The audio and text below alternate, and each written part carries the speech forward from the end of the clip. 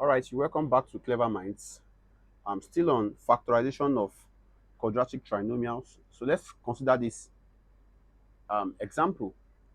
So using the same procedure I talked about in um, the last class, which is the same procedure, that is, you have to multiply the coefficient of the first term of the quadratic trinomial by the last term, and you have to find the factors of the product and the sum, and that their sum is equal to the middle term of the trinomial. Then you have to take note of the sign conventions. That's the procedure. So getting the same approach now, we are going to be using the same procedure to factorize 2x squared minus 7x plus what 3.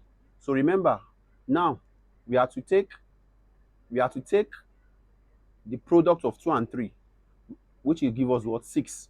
And where is that coming from? Remember, like I said, multiply the coefficient of the first term by the constant term, which is the last term. The multiplication or the product of the first term, which is 2, and the constant term, which is 3, you get the product, which is going to give you 6. So the next thing is to obtain the factors of 6.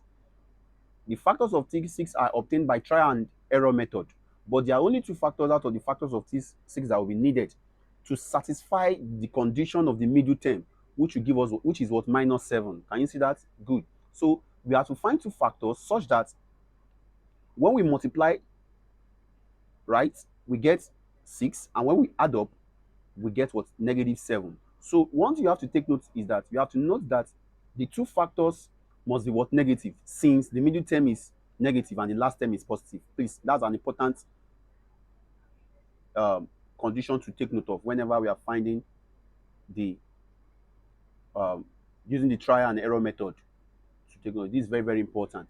So you have to note that the two factors must be negative, since the middle term is negative and the last term is positive. So in this case now, we both know that what are the factors of what?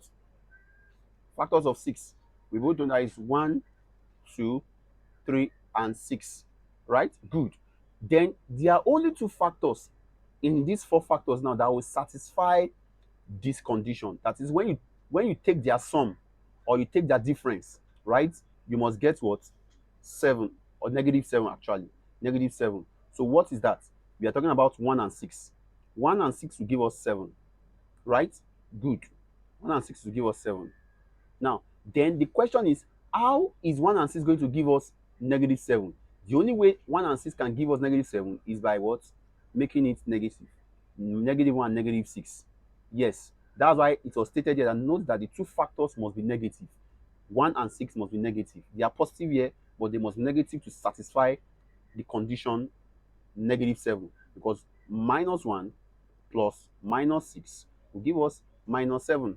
And when you do -1 multiplied by what? -6 will give us 6. So the condition is satisfied. So we can come here and write 2x squared minus what? 6x minus x, that's -1x, plus 3. Do you understand? Good. So we have 2x into what? X minus what? 3.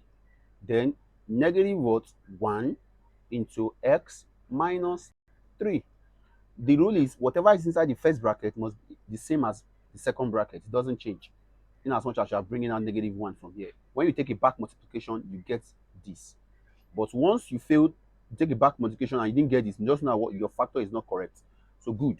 So we have 2x minus 1 into what? X minus 3. So these are the factors of the quadratic trinomial. Do you understand? Good.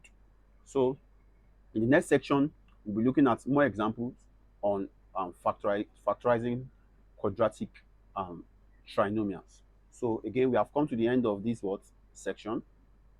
This class is brought to you by Clever Minds. Thank you for your time and you have a great day.